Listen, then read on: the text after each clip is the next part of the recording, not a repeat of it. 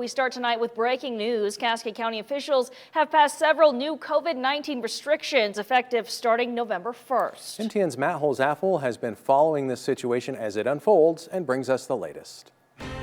At a virtual meeting that lasted over 3 hours on Wednesday, officials from the Cascade County Board of Health discussed potential revisions to already existing COVID-19 restrictions. Following a series of votes and public comment periods, the Board of Health voted to adopt the following restrictions. All in-person gatherings are now capped at 50 people regardless of social distancing, with exemptions for schools, polling places, and places of worship. Capacity at bars, restaurants, casinos, and other similar establishments is now limited to 50%.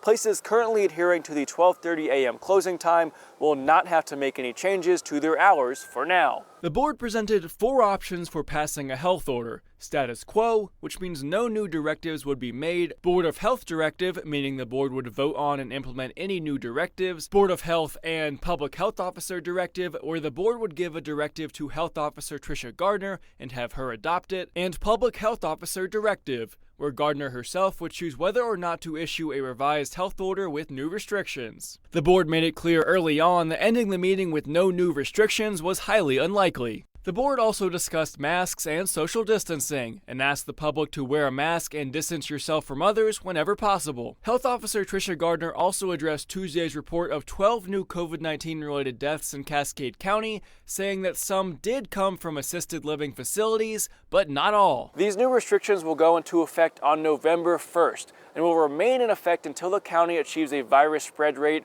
of 25 per 100,000. For reference, the current virus spread rate in Cascade County is 64 per 100,000, a rate that Dr. Raymond Geyer, an infectious disease expert with the Great Falls Clinic, calls unheard of. For a full list of details and exemptions for these restrictions, you can head to our website.